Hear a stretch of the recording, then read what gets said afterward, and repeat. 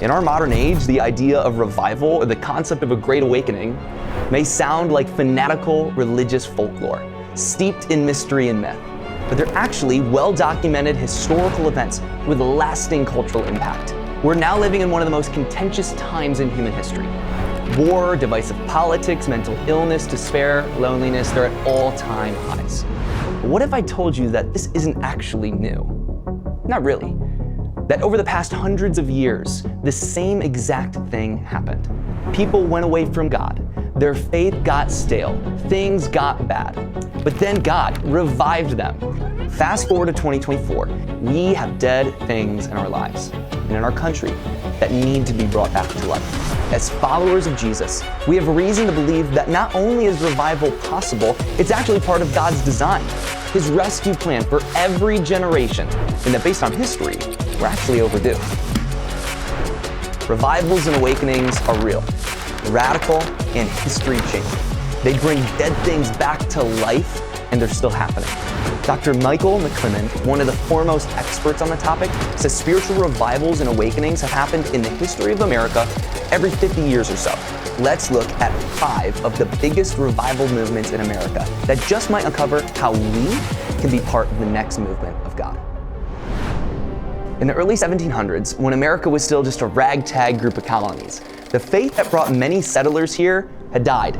Corrupted by greed and ambition, the future of the New World looked bleak. Then a revolutionary thing happened that no one expected. A radical spiritual wave swept through the young colonies, and their dead faith wasn't dead anymore. It undied, it was revived. This historical reality was called the Great Awakening and changed the course of history forever. It even played a large role in kickstarting the American Revolution and the founding of our country. Speaking in 1818, the second president of the United States, John Adams, said, "The revolution was effected before the war commenced. The revolution was in the minds and hearts of the people. A change in their religious sentiments was the real American Revolution." Rewind to the early 1700s as the colonies of America went through severe growing pains. Far from the religious devotion of the original Pilgrims, church membership had tanked and culture had become corrupt. One historian wrote that it was a time when businessmen cut corners, political leaders distorted the truth to win votes, and town fathers slighted the needs of the community to enrich themselves. Sound familiar? The European Enlightenment, or Age of Reason, had made its way across the Atlantic Ocean to the American colonies. Christians were feeling complacent with their method of worship and were disillusioned with how wealth and rationalism were dominating the culture. God's people needed to be brought back to life. The stage was set for a renewal of faith, and in the late 1720s, an awakening began to take root. A young man named George Whitefield came to America. Unlike the monotone preachers of the day who taught the Bible like a dry academic religious lecture, George Whitefield was a performer. He was dramatic and commanding with a booming voice, said to be able to reach 15,000 people without amplification. He brought new life to teaching the Word of God. Breaking with tradition, Whitefield held meetings outside in the open air, where large crowds flocked around him and passerbys were drawn in. It offended many of the traditional preachers of the day, but it worked. It's estimated that 80% of American colonists personally heard Whitefield preach. During the awakening, church attendance swelled from 14% to 55%. The gift of the first great awakening of faith was understanding that God was not a disapproving father looking for an opportunity to punish his children, which is how it felt to serve this guy, but a merciful, pursuing, personal God. It supported important Bible-based values like human dignity, education, missions, humanitarianism, inclusion, and equality. The revival also led to the establishment of several renowned educational institutions, including Princeton, Rutgers, Brown, and Dartmouth universities. By the time the First Great Awakening died down, the seeds of a new country had already started to bloom. But humans are nothing if not predictable, and so the pendulum swung again. By the end of the 18th century, the Industrial Revolution brought huge technological advancements, but many educated Americans no longer professed traditional Christian beliefs. Church attendance had plummeted again, with only 6% of America's population belonging to one. It was in reaction to this growing imbalance that a revival spread westward in the first half of the 19th century. a second Great Awakening had begun. Where would you least expect a revival to start? How about bourbon country? In August 1801, a Presbyterian minister named Barton Stone, living in the wilderness of Kentucky, prepared for a communion service at Cane Ridge. While it was common for this tiny community of churchgoers to spend days preparing for these services, this particular meeting exploded far beyond anyone's expectations. The faithful planning of a small community led the supernatural wave of the Spirit of God, and it's estimated that 20,000 people showed up. That was 10% of the entire population of Kentucky at the time. People camped around the Cane Ridge Meeting House for over a mile. The sound of the crowd was described like the thunder of Niagara Falls. Cane Ridge is found in bourbon country, so the spirits flowed in every sense.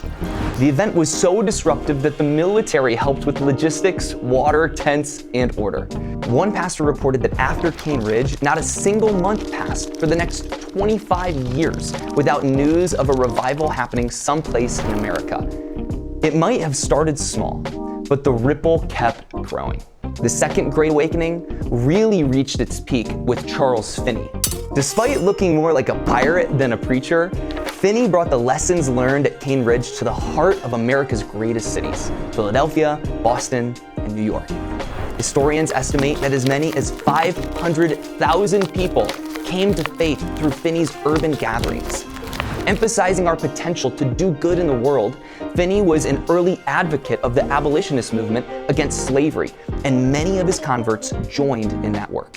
By the mid-1800s, the population of America had increased fourfold, but church attendance surpassed it, growing 10x over the same period of time, all while simultaneously laying the tracks that would eventually lead to the end of slavery.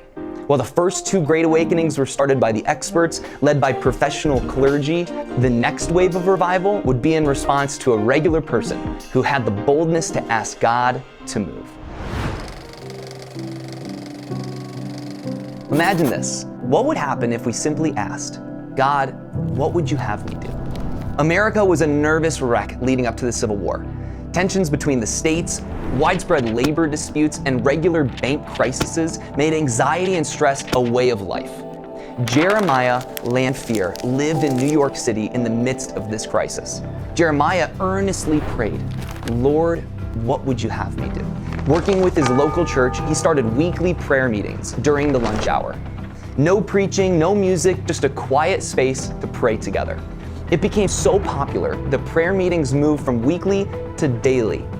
With the original location bursting at the seams, other local churches began to host lunch hour prayer at the same time. The New York Times apparently tried to count all the people coming to these meetings, but they couldn't count them all before the hour finished. But it's estimated that 10,000 men prayed on a regular basis during this time throughout the city. The meetings continued to grow, eventually spilling out of New York and springing up all around the country, with revival breaking out alongside it. Sometimes called the Great Prayer Meeting Revival, historians estimate that as many as 1 million people swelled into American churches, all prompted by the desire of one businessman to see hope and peace come to his peers. In the first years of the 20th century, a black pastor named William Seymour, blind in one eye, traveled from Mississippi to Los Angeles in hopes of getting a job at a local church. They rejected him, but undeterred, he started prayer meetings in a nearby house. Born at the end of the slave era and living during Jim Crow, Seymour routinely experienced racism, even among other Christians. Known for his humility and commitment to prayer, he would spend hours each day seeking God on his knees. Things began to change when he invited others to join him. Daily prayer meetings started in a house, but when attendees swelled, they moved into a broken down building on Azusa Street.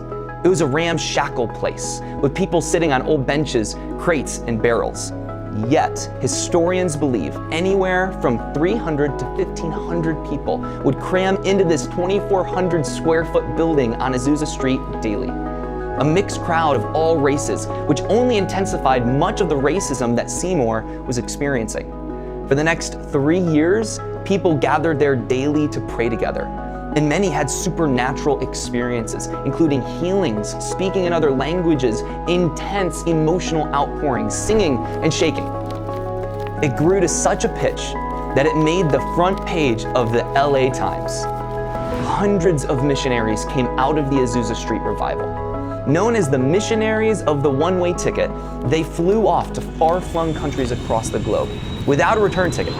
Their goal? To introduce others to the God that they met on Azusa Street. In 1941, a young seminary student named Jim Rayburn started Young Life, doing things that had never been done, like establishing summer camps and busing kids from all over the country to attend, in order to reach teenagers with the hope of Christ. A decade later, Bill Bright started Campus Crusade for Christ, with a similar intent to reach college students, using methods considered revolutionary for the time. Around that same time, a young preacher named Billy Graham started holding crusades, filling football stadiums and coliseums with people eager to hear his message.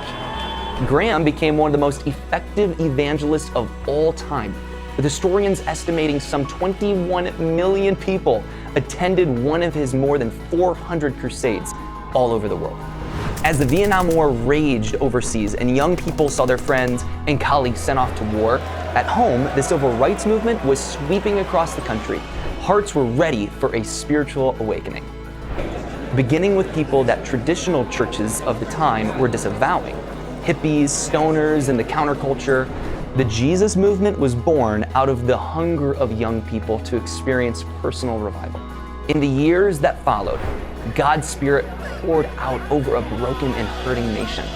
Much like the ministry of Jesus' disciples in the book of Acts, young people took to the streets preaching the gospel to anyone who would listen, and thousands were saved and baptized right on the spot on beaches or in bathtubs.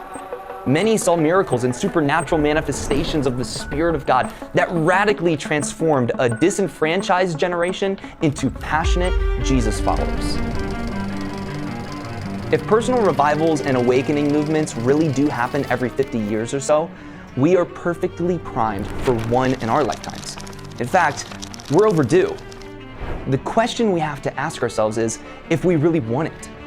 John Tyson, a pastor in New York City and student of revivals, who has visited the site of many great awakenings, summarizes his learnings as, God comes where He's wanted.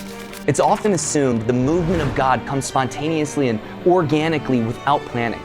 While we can't control what God does, every revival is built around planning and methods. Whether it's gathering daily for prayer, preaching outside, or gathering people into football stadiums, an awakening is strengthened, not weakened, by deliberate actions taken to fan the flame of God's movement.